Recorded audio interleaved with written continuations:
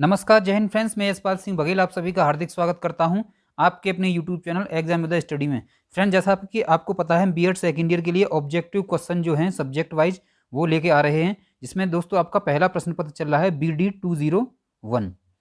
अगर बात करें फ्रेंड्स, तो ये सब्जेक्ट कौन सा है? ज्ञान एवं पाठ्यक्रम ये सब्जेक्ट है। यूनिट 3 जो है आपका आज हम कराने वाले हैं। यूनिट 1 और यूनिट 2 का जो वीडियो है, लिंक हमने उसका डिस्क्रिप्शन में दे दिया है, वहाँ जाकर के आप देख सकते हैं। क्योंकि इस बार फ्रेंड जो है ऑब्जेक्टिव पेपर होने वाला है, OMR सीट पर होने वाला है, सब्जेक्टिव नहीं होने वाला है। 100% रहेंगे उसमें, आपको उसमें से 50% जो है करने हैं। तो चलिए फ्रेंड्स, चलते हैं अपनी तीसरी यूनिट पर। तो तीसरी यूनिट की अगर फ्रेंड्स बात करें, थोड़ा इसको देख लेते हैं, इसमें कौन कौन से पॉइंट आने वाले हैं, चैप्टर कौन कौन से हैं। तो इकाई 3 है आपकी, ज्ञान के प्रसारण के लिए संगठनात्मक वातावरण। इसमें पहला चैप्टर है संगठन के रूप में विद्यालय का अर्थ, आवश्यकता, प्रकार एवं विद्यालय संगठन। दूसरा चैप्टर है इसमें पाठ्य सहगामी क्रियाएं, अर्थ, महत्व एवं पाठ्य सहगामी क्रियाओं के आयोजन में सिद्धांत। तीसरा चैप्टर है इसमें विद्यालयी पाठ्य चर्चा में भाषा का स्थान। चौथा चैप्टर है फ्रेंड्स इसमें विद्यालयी वातावरण, जीवन वातावरण, अधिगमकर्ता के अनुकूल प्रेरक वातावरण, ये है इसमें समावेशी वातावरण। ठीक, तो फ्रेंड्स अगर चैनल पर आप नए हैं तो चैनल को सब्सक्राइब कर लेना। इससे क्या होगा, हमारी और भी जो वीडियो आएंगी उनका नोटिफिकेशन आपको मिलता रहेगा। तो बात करें फ्रेंड्स यूनिट 3 की, तो इसका पहला क्वेश्चन इस प्रकार है, शिक्षा सबके लिए है संविधान के किस निम्नलिखित अनुच्छेद में है? यानी संविधान के कौन से अनुच्छेद में है ये आपको बताना है। तो ये ऑप्शन की बात करें फ्रेंड्स, ये हो जाएगा अनुच्छेद 45। तो ये अनुच्छेद 45 में लिखा हुआ है कि शिक्षा सबके लिए है। चलिए नेक्स्ट क्वेश्चन की बात कर लेते हैं। अगर चैनल पर नए हैं तो फ्रेंड्स इसको सब्सक्राइब जरूर कर लेना। वीडियो आपको पसंद आए तो इसको लाइक कर देना। अगर हमारी मेहनत आपको पसंद आए तो इसको जो है लाइक कर देना। चलिए नेक्स्ट क्वेश्चन की बात कर लेते हैं। जनरल लेजर किस प्रकार का अभिलेख है? तो जनरल लेजर किस प्रकार का अभिलेख है अगर इसकी बात की जाए तो सही ऑप्शन की बात करें फ्रेंड्स, वित्तीय अभिलेख है। तो जनरल लेजर किस प्रकार का अभिलेख है? वित्तीय अभिलेख है। पाठ्य सहगामी क्रियाएं आधारित हैं, तो किस पर आधारित हैं? क्रिया के सिद्धांत पर, रुचि के सिद्धांत पर, नियोजन के सिद्धांत पर, उपयुक्त सभी पर। चलिए फ्रेंड नेक्स्ट क्वेश्चन की बात कर लेते हैं। अच्छा शिक्षण प्रकार्य है, बात करते हैं इसकी, प्रधानाचार्य के अच्छे नेतृत्व का, शिक्षकों की विद्वता के उच्च स्तर का, शिक्षण व्यवसाय के प्रति ईमानदारी और निष्ठा का, उच्च शिक्षण योग्यता एवं विधियों का। सही ऑप्शन की बात करें फ्रेंड, इसमें हो जाएगा आपका चौथा ऑप्शन सही हो जाएगा, उच्च शिक्षण योग्यताओं एवं विधियों का। नेक्स्ट क्वेश्चन की बात कर लेते हैं। शिक्षा के प्रचार एवं प्रसार से क्या होता है ये आपको बताना है।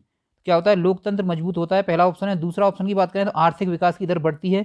तीसरा ऑप्शन है अंधविश्वास में कमी आती है। चौथा ऑप्शन है उपर्युक्त सभी। तो चौथा ऑप्शन है इसमें आपका सही हो जाएगा, उपर्युक्त सभी। चलिए नेक्स्ट क्वेश्चन की बात कर लेते हैं। लगभग फ्रेंड्स होने वाला है 45 मिनट का वीडियो होने वाला है और इसे आप ध्यानपूर्वक देखेंगे। एग्जाम में आपको हूबहू सेम टू सेम क्वेश्चन आपको देखने मिलने वाले हैं। तो चलिए फ्रेंड नेक्स्ट क्वेश्चन की बात कर लेते हैं। एक अच्छा अध्यापक वह है जो अपने विषय में प्रवीण हो। क्या हो? अपने विषय में प्रवीण का मतलब अपने विषय का ज्ञाता हो, जिसे अपने विषय के बारे में पूर्ण ज्ञान हो। चलिए नेक्स्ट क्वेश्चन की बात कर लेते हैं। शिक्षा परम धन है क्योंकि ऑप्शन है इसे कोई चुरा नहीं सकता, ऑप्शन है इसे जितना बांटा जाएगा उतना ही बढ़ेगा, ऑप्शन सी है इसे कोई छीन नहीं सकता, ऑप्शन डी है उपयुक्त सभी। तो उपयुक्त सभी इसमें फ्रेंड्स आपका सही आंसर हो जाएगा। नेक्स्ट क्वेश्चन की बात कर लेते हैं। निम्न में से कौन सा कथन सत्य नहीं है? तो कौन सा कथन सत्य नहीं है? शिक्षक जन्मजात होते हैं, ये जो है सत्य नहीं है। जन्म से क्या पता चल रहा है कि शिक्षक बनेगा या नहीं बनेगा? ये जो मेहनत करेगा वो शिक्षक बनेगा। तो ये हो जाएगा इसमें सही ऑप्शन की बात करें, शिक्षक जन्मजात होते हैं, तो ये जो है इसमें आपका सही ऑप्शन होने वाला है। चलिए नेक्स्ट क्वेश्चन की बात कर लेते हैं।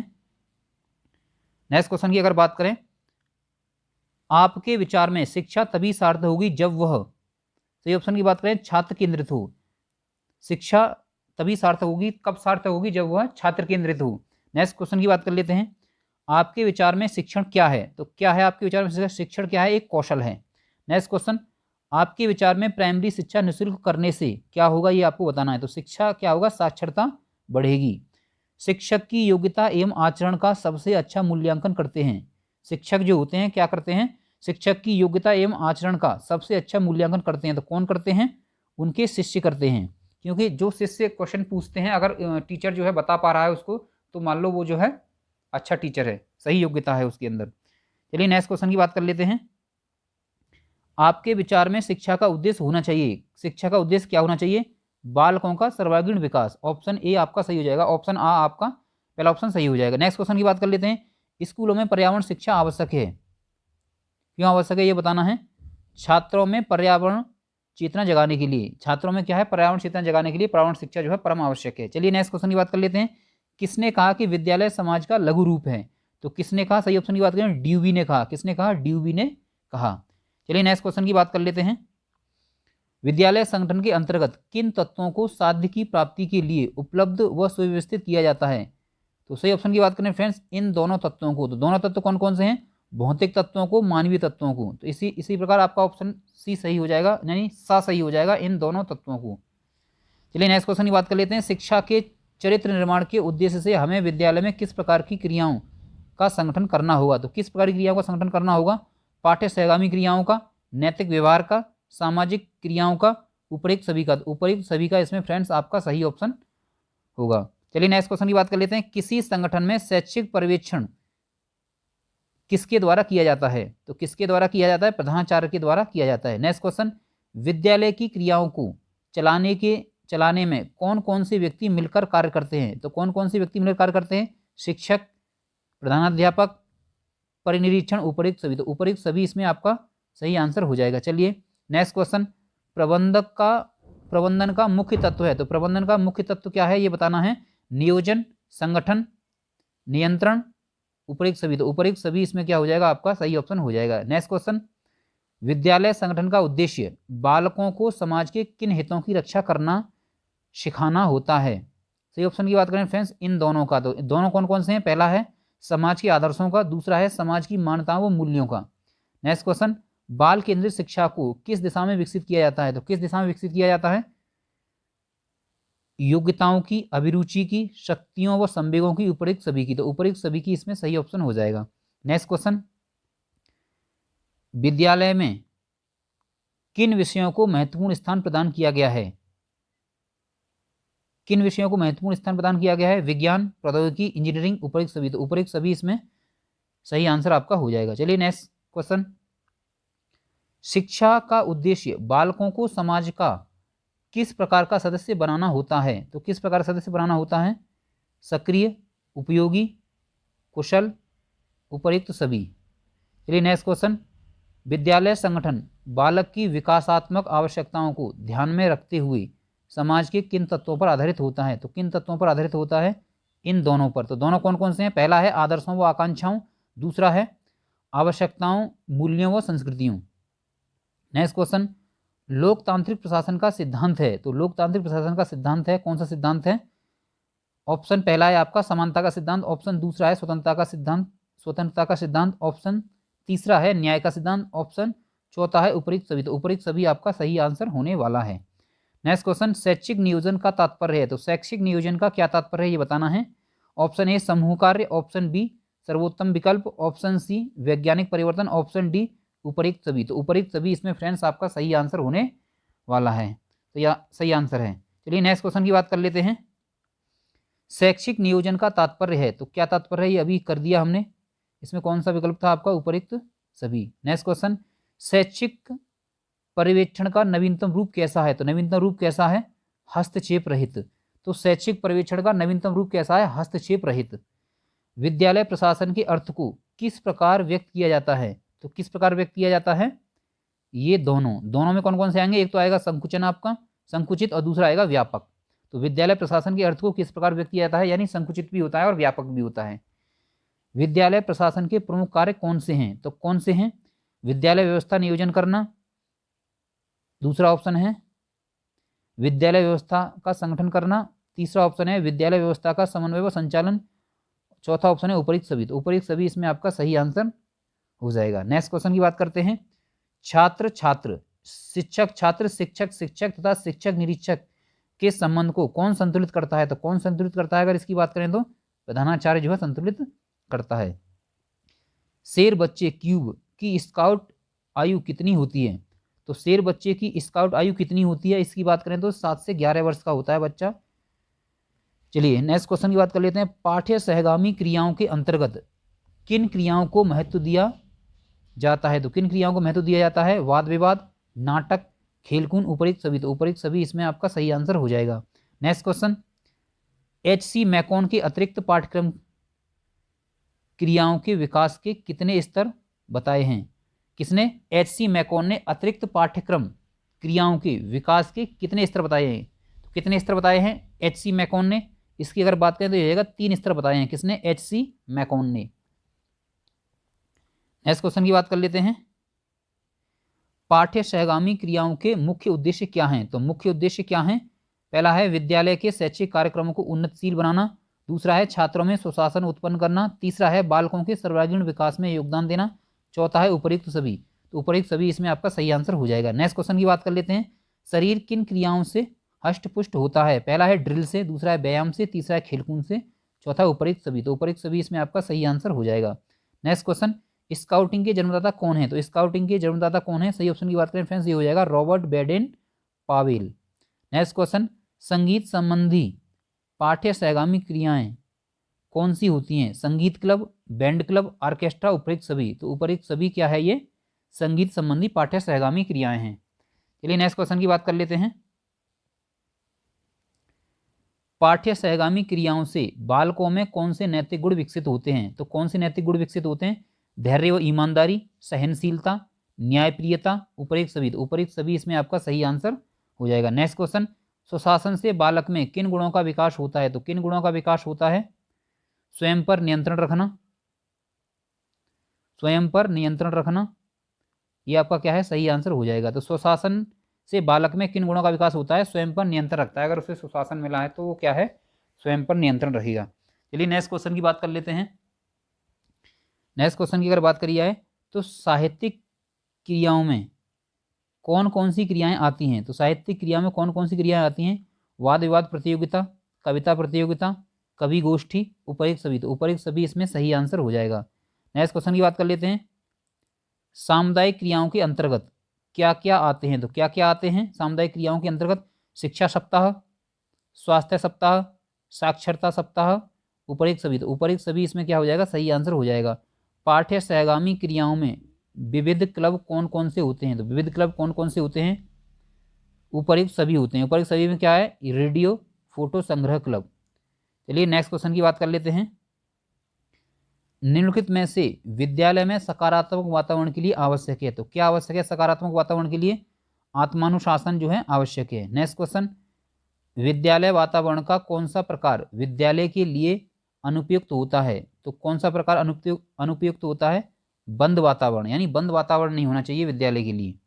नेक्स्ट क्वेश्चन की बात कर लेते हैं, विद्यालय वातावरण में क्या क्या शामिल है? तो क्या क्या शामिल है? भवन, मैदान, उद्यान, हॉस्टल, उपयुक्त सभी। तो उपयुक्त सभी इसमें सही आंसर हो जाएगा। नेक्स्ट क्वेश्चन, विद्यालय भवन के नमूने किस प्रकार के होते हैं? तो किस प्रकार के होते हैं?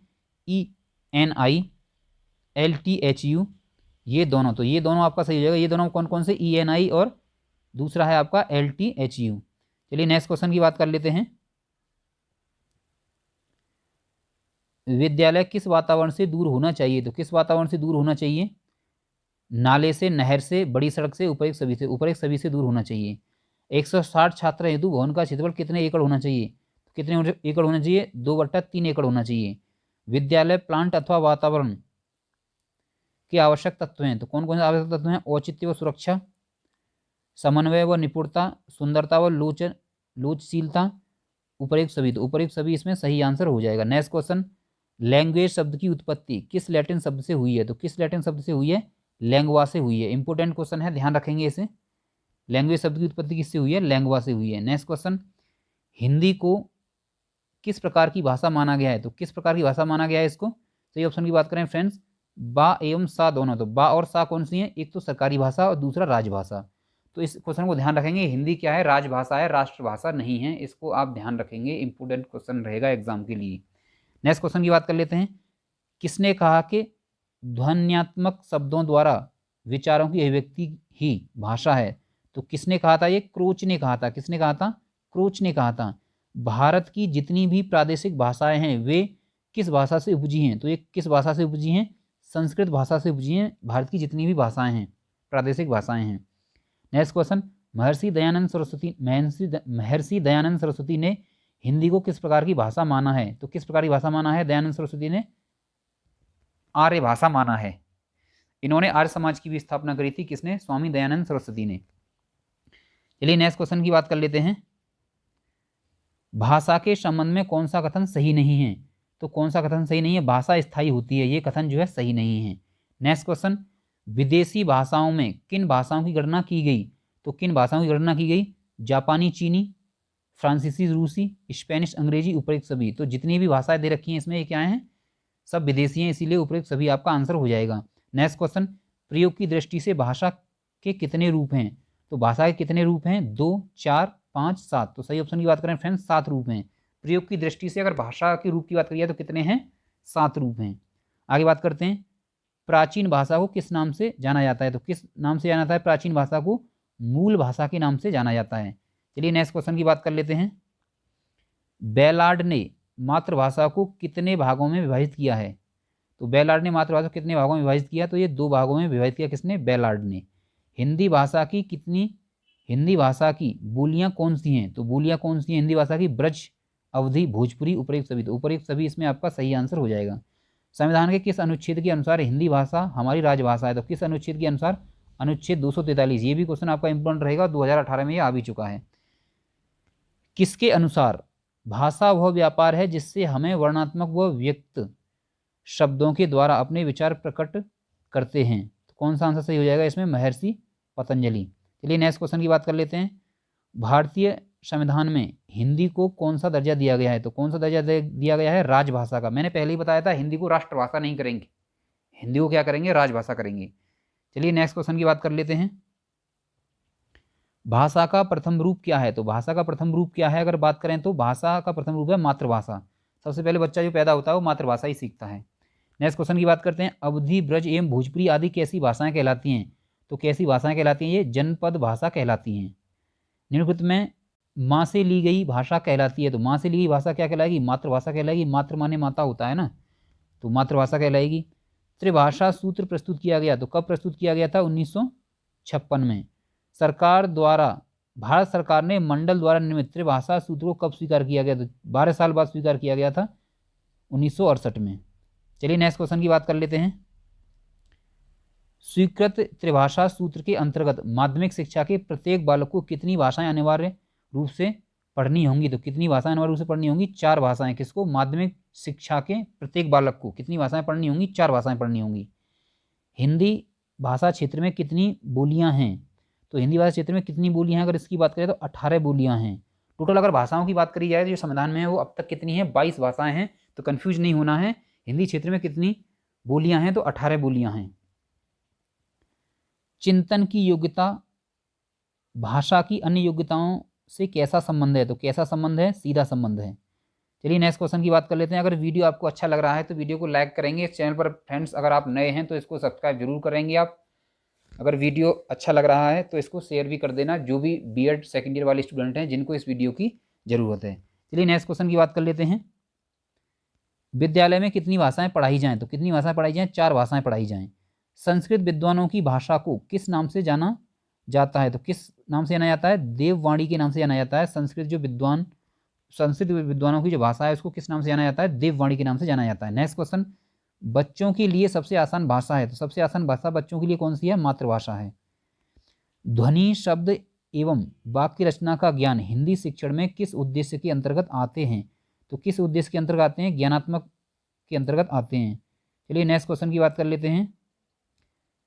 पशु पक्षियों की ध्वनियाँ किस परिधि में आते हैं? तो पशु पक्षियों की ध्वनियाँ किस परिधि में आते हैं? तो इसकी बात कर लेते हैं फ्रेंड्स, भाषा के अंतर्गत आते हैं। हिंदी को किस वर्ष राजभाषा घोषित किया गया था? 1949 में जो है इसको राजभाषा घोषित किया गया था। हिंदी भाषा की लिपि कौन सी है? तो देवनागरी लिपि है। इंपोर्टेंट क्वेश्चन चल रहे हैं, इन्हें याद रखेंगे।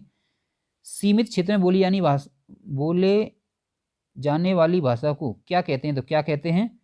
क्षेत्रीय भाषा कहते हैं। नेक्स्ट क्वेश्चन, भाषा क्या है? भाषा की बात करें तो भाषा क्या है? पहला है भावाभिव्यक्ति का माध्यम, दूसरा है सांकेतिक भावाभिव्यक्ति।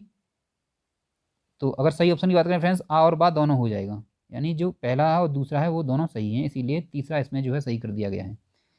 छात्र द्वारा किए गए वाचन को क्या कहते हैं? तो छात्र द्वारा किए गए वाचन को क्या कहते हैं? व्यक्तिगत वाचन कहते हैं। व्यक्तिगत वाचन के पहले की प्रक्रिया क्या कहलाती है? तो क्या कहलाती है? सामूहिक वाचन कहलाती है। यानी व्यक्तिगत वाचन से पहले की जो प्रक्रिया है वो क्या कहलाती है? सामूहिक वाचन कहलाती है। सस्वर वाचन को कौन सी अभिव्यक्ति सशक्त होने लगती है? तो कौन सी होने लगती है? बात करें तो मौखिक जो है होने लगती है। किस प्रक्रिया से छात्रों में योग्यता विकास तथा ज्ञानार्जन का विकास होता है? तो किस प्रक्रिया से होता है? अगर बात करें तो गहन अध्ययन से होता है। चलिए नेक्स्ट क्वेश्चन की बात कर लेते हैं। इसमें अगर बात करूं फ्रेंड्स तो जो है इसमें 164 प्रश्न जो है रहने वाले हैं और तीसरा यूनिट है। इसके बाद चौथा यूनिट भी फ्रेंड्स आज ही आ जाएगा। इस सब्जेक्ट को आज कंप्लीट कर देंगे। दोनों वीडियो आज बची हैं, चौथी वीडियो और इसकी 5वीं यूनिट की जो वीडियो है वो दोनों आज ही अपलोड कर देंगे। निम्न में वाचन की विधियां कौन सी हैं? तो वाचन की विधियां कौन सी हैं? स्वरोच्चार विधि, संयुक्त विधि, कविता विधि, उपरिक्त सभी। तो उपरिक्त सभी इसमें सही आंसर हो जाएगा। लिखित भाषा की इकाई क्या है? तो लिखित भाषा की इकाई की बात करें क्या है? तो वर्ण जो है वो लिखित भाषा की इकाई है। लिखित भाषा के अंतर्गत भाषा किस रूप में रहती है? तो भाषा किस रूप में रहती है? सही ऑप्शन की बात करें तो भाषा जो है स्थायी रूप में रहती है। हिंदी में मौखिक या लिखित रचना के अभ्यास से किसका अभ्यास होता है? तो किसका अभ्यास होता है? सही ऑप्शन की बात करें फ्रेंड्स वाक्य रचना का अभ्यास होता है। श्रुति लिपि की कितनी विधियां हैं? तो कितनी विधियां हैं श्रुति लिपि की? अगर बात करें तो 4 विधियां हैं श्रुति लिपि की। चलिए नेक्स्ट क्वेश्चन की बात कर लेते हैं। निम्नलिखित में से श्रुति लिपि के भेद क्या हैं? तो श्रुति लिपि के भेद क्या हैं? अध्यापक का उच्चारण स्पष्ट हो, बालक के पास उचित लेख सामग्री हो, छात्र को ठीक आसन पर बैठाया जाए, उपरिक्त सभी। तो उपरिक्त सभी सही आंसर हो जाएगा। नेक्स्ट क्वेश्चन, व्याकरण एवं रचना किसके रूप हैं? तो किसके रूप में? व्याकरण एवं रचना भाषा के रूप हैं। किस अभिव्यक्ति में व्यक्ति लिखित रूप से कार्य करता है? तो मौखिक में जो है वो लिखित रूप से कार्य करता है। अब देखो, अभिव्यक्ति में व्यक्ति लिखित रूप में कार्य करता है तो मौखिक कार्य जो लिखा हुआ है उसी को तो मुख से पढ़ेगा। ऐसे नहीं करेंगे, इसको पढ़ना जो है इसको नहीं करेंगे, इसको मौखिक करेंगे, क्योंकि जो लिखा हुआ है उसी को हम पढ़ते हैं। चलिए, जो लिखा हुआ है उसी को हम मुंह से बोलेंगे, तो इसीलिए इसमें मौखिक हो जाएगा। नेक्स्ट क्वेश्चन की बात करें, लेखन कौशल में लेखन अभ्यास कराना कौन सी अवस्था कहलाती है? तो कौन सी अवस्था कहलाती है? चतुर्थ अवस्था कहलाती है। कौन सी अवस्था कहलाती है? चतुर्थ अवस्था कहलाती है। नेक्स्ट क्वेश्चन की बात कर लेते हैं। लेखन कौशल में श्रुति लिपि, प्रतिलिपि कौन सी अवस्थाओं की विधियां कहलाती हैं? तो कौन सी अवस्थाओं की विधियां कहलाती हैं? तृतीय अवस्था की विधियां कहलाती हैं। कविता शिक्षण के कितने उद्देश्य बताए गए? कविता शिक्षण के कितने उद्देश्य बताए गए हैं? तो कितने बताए गए हैं? 11 उद्देश्य बताए गए हैं। किसके? कविता शिक्षण के। कहानी सुनने वालों में किस गुण का होना आवश्यक है? तो किस गुण का होना आवश्यक है? उपरोक्त सभी गुण का होना आवश्यक है। कौन कौन से हैं? भाषा विचार, अच्छी स्मरण शक्ति, विनोदी स्वभाव, उपरोक्त सभी। उपरोक्त सभी इसमें क्या हो जाएगा? सही आंसर हो जाएगा। नेक्स्ट क्वेश्चन की बात कर लेते हैं। निबंध का पहला व मुख्य आधार क्या है? तो पहला व मुख्य आधार क्या है? भाषा जो है इसका पहला व मुख्य आधार है। भाषा शिक्षण में व्याकरण के कितने स्वरूप होते हैं? तो कितने स्वरूप होते हैं? अगर इसकी बात करें तो 3 स्वरूप होते हैं। हिंदी साहित्य में व्याकरण सिखाने की सबसे उत्तम विधि कौन सी है? तो सबसे उत्तम विधि की बात करें तो कौन सी है सबसे उत्तम विधि? प्रयोग विधि जो है सबसे उत्तम विधि है। निम्नलिखित में कौन सा तत्व नाटक का तत्व नहीं है? तो कौन सा नहीं है? वर्णन नहीं है। कहानी और उपन्यास में किस कारण समानता है? तो किस कारण समानता है? कल्याण शक्ति है दोनों में। नेक्स्ट क्वेश्चन की बात करें, नाटक लिखने के लिए पर्याप्त संख्या किस विषय में सबसे अधिक पाई जाती है? तो किस विषय में सबसे अधिक पाई जाती है पर्याप्त संख्या? हिंदी में पाई जाती है। नाटक शिक्षण में निम्नलिखित में से किसका महत्व नहीं है? तो किसका महत्व नहीं है? मौन पठन का जो है महत्व नहीं है किसमें? नाटक में। प्राथमिक स्तर पर मूल्यांकन की सर्वाधिक उपयोगी विधि है। तो सर्वाधिक उपयोगी विधि की बात करें तो कौन सी है? मौखिक परीक्षा विधि सबसे अधिक जो है उपयोगी विधि है किसमें? प्राथमिक स्तर में। हिंदी शिक्षण में सबसे अधिक किसका मूल्यांकन होता है? तो किसका मूल्यांकन होता है? मूल्यांकन का। चलिए नेक्स्ट क्वेश्चन की बात कर लेते हैं। अच्छे मूल्यांकन की कितनी विशेषताएं होती हैं? तो कितनी विशेषताएं होती हैं? 7 होती हैं। नेक्स्ट क्वेश्चन, मूल्यांकन का अभिन्न अंग है तो कौन सा है मूल्यांकन का अभिन्न अंग? शिक्षण। नेक्स्ट क्वेश्चन, मूल्यांकन किस प्रकार का होना चाहिए? तो किस प्रकार का होना चाहिए? यथार्थ होना चाहिए मूल्यांकन। मूल्यांकन शब्द किस प्रकार का अर्थ देता है? तो किस प्रकार का अर्थ देता है? मापन का अर्थ देता है। नेक्स्ट क्वेश्चन की बात कर लेते हैं। भारत की सर्वाधिक प्राचीन भाषा क्या है? इसकी अगर बात करें तो भारत की सबसे प्राचीन भाषा कौन सी है? संस्कृत सर्वाधिक प्राचीन भाषा है किसकी? भारत की। देवनागरी लिपि की विशेषता है, तो देवनागरी लिपि की अगर बात करें तो इसकी विशेषता क्या है? एक ध्वनि के लिए एक वर्ण प्रतीत होता है, एक प्रतीक के लिए एक ही ध्वनि व्यक्त होती है, दूसरी लिपि वैज्ञानिक और लिखने में सुगम है। उपरिक्त तो सभी इसका जो है सही आंसर हो जाएगा। चलिए नेक्स्ट क्वेश्चन की बात कर लेते हैं। भाषा का विकास किस पर निर्भर करता है? तो किस पर निर्भर करता है? सही ऑप्शन की बात करें तो इसमें हो जाएगा उपरिक्त सभी। ऑप्शन देख लेते हैं एक बार। अभिप्रेरणा, अनुबंधन, अनुकरण। नेक्स्ट क्वेश्चन की बात कर लेते हैं। कहानी के संदर्भ में किसका ध्यान रखना नितांत आवश्यक है? कहानी का चयन, कहानी की भाषा, कहानी कहने की शैली। तो उपयुक्त तीनों, तो उपयुक्त तीनों आपका सही आंसर हो जाएगा। नेक्स्ट क्वेश्चन की बात कर लेते हैं। जन्म से लेकर 2 वर्ष की आयु तक के चरण में इंद्रियों के जरिए बच्चा प्राप्त करता है, क्या प्राप्त करता है? प्राथमिक अनुभव प्राप्त करता है। मातृभाषा के, नेक्स्ट क्वेश्चन, मातृभाषा के माध्यम से दी गई शिक्षा बच्चों का कौन सा विकास करती है? तो कौन सा विकास करती है बच्चों का? आ और बा दोनों। नेक्स्ट क्वेश्चन की बात कर लेते हैं। बच्चा कहाँ से मातृभाषा सीखता है? तो कहाँ से सीखता है? परिवार से सीखता है। नेक्स्ट क्वेश्चन, पियाजे ने बालक के ज्ञानात्मक विकास के अध्ययन के लिए विषय में कितने वर्षों तक अध्ययन किया? तो कितने वर्षों तक अध्ययन किया? 50 वर्षों तक अध्ययन किया। चलिए नेक्स्ट क्वेश्चन की बात कर लेते हैं। 2 वर्ष की आयु तक के बालक के पास कितने शब्दों का भंडार होता है? तो 270 शब्दों का भंडार होता है। भाषा कैसी होनी चाहिए? भाषा की बात करें तो कैसी होनी चाहिए? तो ये ऑप्शन की बात करें फ्रेंड्स, तो पहला है इसमें विषयानुकूल, दूसरा है अवसरानुरूप। तो ये ऑप्शन की बात करें फ्रेंड्स हो जाएगा सी, अ व ब दोनों। भाषा शिक्षण में किन सामग्रियों का प्रयोग सुनने हेतु किया जाता है? तो किन सामग्रियों का प्रयोग सुनने हेतु किया जाता है?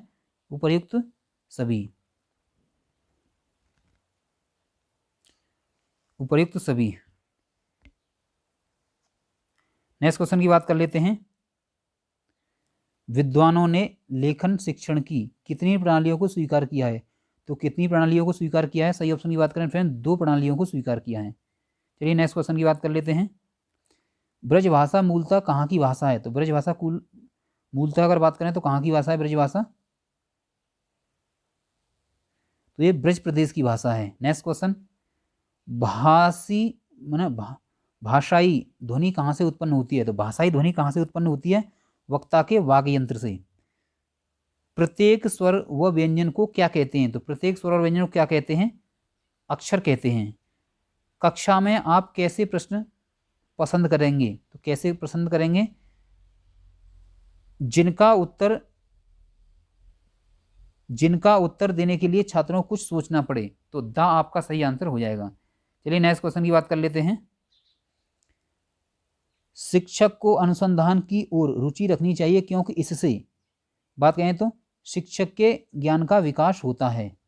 नेक्स्ट क्वेश्चन, बालक के विकास की प्रक्रिया एवं विकास की शुरुआत होती है, कहाँ से होती है अगर बात करी जाए तो? बहुमुखी व्यक्तित्व से। नेक्स्ट क्वेश्चन, शिक्षा मनोविज्ञान किस प्रकार के पूर्वानुमान कर सकता है? तो किस प्रकार के पूर्वानुमान कर सकता है बात करें तो? संबंधों को ज्ञात करके। बा ऑप्शन इसमें सही हो जाएगा। अध्यापक की सहायता शिक्षा मनोविज्ञान करता है। अध्यापक की सहायता शिक्षा मनोविज्ञान करता है। ऑप्शन ए, मूल्यांकन विधियों के ज्ञान से, पाठ्य पुस्तक के चयन से, बालक को समझने के लिए उपयुक्त सभी। तो उपयुक्त सभी इसमें आपका सही आंसर हो जाएगा। नेक्स्ट क्वेश्चन की बात कर लेते हैं फ्रेंड्स। वर्तमान समय में स्कूलों में मैत्री और प्रसन्नता का जो वातावरण दिखता है उसका कारण क्या है? सही ऑप्शन की बात करें फ्रेंड्स, मनोवैज्ञानिक उपचार। नेक्स्ट क्वेश्चन, शिक्षण प्रक्रिया में निम्नलिखित में से सर्वाधिक महत्वपूर्ण कौन है? तो सर्वाधिक महत्वपूर्ण कौन है? शिक्षक जो है सर्वाधिक महत्वपूर्ण है। अधिगम का अर्थ ज्ञान के अतिरिक्त प्राप्त करना है। तो क्या प्राप्त करना है? अनुभव प्राप्त करना है। बा ऑप्शन इसमें सही हो जाएगा। अधिगम का मुख्य आधार है, तो अधिगम का मुख्य आधार क्या है बात करें तो परिपक्वता जो है इसका मुख्य आधार है।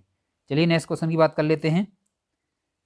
अधिगम का शिक्षा में योगदान है, तो अधिगम का शिक्षा में योगदान है, क्या योगदान है अधिगम का? व्यवहार में परिवर्तन, समायोजन में, नवीन अनुभव प्राप्त करने में, उपयुक्त सभी में इसका सही आंसर हो जाएगा। लैटिन शब्द पर्सोना का संबंध है, तो पर्सोना क्या संबंध है? व्यक्तित्व से। पर्सोना क्या संबंध है? व्यक्तित्व से। व्यक्तित्व की महत्वपूर्ण व्यवस्था है, व्यक्तित्व की महत्वपूर्ण व्यवस्था है, तो महत्वपूर्ण व्यवस्था क्या है? शैशवावस्था। नेक्स्ट क्वेश्चन की बात कर लेते हैं। व्यक्तित्व की अंतिम विशेषता है, तो व्यक्तित्व की अंतिम विशेषता क्या है? निर्देशित लक्ष्य की प्राप्ति। चलिए नेक्स्ट क्वेश्चन की बात कर लेते हैं। निम्न में से कौन प्रेरणा के स्रोत हैं? तो कौन प्रेरणा के स्रोत हैं? अवस्थाएं, चालक, उद्दीपन, उपयुक्त सभी। तो उपयुक्त सभी इसमें सही आंसर हो जाएगा। चलिए नेक्स्ट क्वेश्चन की बात कर लेते हैं। प्रेरणा छात्र में रुचि उत्पन्न करने की कला है, तो यह कथन है, यह कथन किसका है? थॉमसन का है। निम्नलिखित में सामाजिक प्रेरक है, तो सामाजिक प्रेरक क्या है? भूख, प्यास, प्रेम, आत्मगौरव। तो आत्मगौरव क्या है? ये सामाजिक प्रेरक है। निम्नलिखित में जैविक प्रेरक है, तो जैविक प्रेरक की बात करें तो क्या है जैविक प्रेरक? नींद जो है वो क्या है? जैविक प्रेरक है। प्रेरकों की प्रत्याशा का अंतिम परिणाम होता है, प्रेरकों की प्रत्याशा का अंतिम परिणाम होता है, तो क्या परिणाम होता है? तनाव में वृद्धि। चलिए नेक्स्ट क्वेश्चन की बात कर लेते हैं। नेक्स्ट क्वेश्चन की बात करी जाए। कक्षा में व्यवहार को अनुशासित करने वाला प्राथमिक कारक होना चाहिए, प्राथमिक कारक होना चाहिए छात्र प्रेरणा। नेक्स्ट क्वेश्चन, इंट्रोड्यूस और साइकोलॉजी नामक पुस्तक, इंट्रोडक्शन ऑफ साइकोलॉजी नामक पुस्तक किसने लिखी है? तो किसने लिखी है? ये हिलगार्ड तथा एटकिंसन ने लिखी है। किसने लिखी है? हिलगार्ड तथा एटकिंसन ने लिखी है। व्यक्ति के स्वाभाविक विकास को कहते हैं, तो व्यक्ति के स्वाभाविक विकास है उसको क्या कहते हैं? अगर सही बात करी जाए तो अभिदृष्टि कहते हैं। किशोरावस्था जीवन का सर्वाधिक कठिन काल है, यह कथन है, तो यह कथन बताना है किसका कथन है? ये किलपैट्रिक का कथन है। किसका है? किलपैट्रिक का कथन है। चलिए नेक्स्ट क्वेश्चन की बात कर लेते हैं। दो बालकों में समान मानसिक योग्यताएं नहीं होती, यह कथन है, तो यह कथन किसका है? हरलॉक का है। ये जो दो बालक होते हैं उनमें क्या है? समान योग्यता नहीं होती, ये किसने कहा था? ये हरलॉक ने कहा था। औपचारिक ज्ञान का क्या उद्देश्य होता है? तो औपचारिक ज्ञान का क्या उद्देश्य होता है? सही ऑप्शन की बात करें फ्रेंड्स, मानव का मानसिक विकास जो है उद्देश्य होता है। नेक्स्ट क्वेश्चन, निरौपचारिक शिक्षा किस प्रकार की प्रक्रिया होती है? निरौपचारिक किस प्रकार की, निरौपचारिक जो शिक्षा है वो किस प्रकार की प्रक्रिया होती है? सही ऑप्शन की बात करें फ्रेंड्स, चेतनशील होती है। द राष्ट्र ऑफ चिल्ड्रन, द राष्ट्र of children to free and compulsory education Lok Sabha में पारित किया गया। कब पारित किया गया? इसकी अगर बात करें तो 4 अगस्त 2009 को पारित किया गया। ये बिल था, इसको पारित किया गया। बिल जब पारित हो जाता है तो वो क्या बन जाता है? एक्ट बन जाता है। चलिए नेक्स्ट क्वेश्चन की बात कर लेते हैं फ्रेंड्स। अनुशासन स्पष्टतः मन शक्तियों का विकास है, तर्क शक्ति का विकास तथा ज्ञान की उपलब्धि है, यह कथन है। यह कथन किसका है? अगर सही बात करें तो लिंडले का है। किसका है? लिंडले का है।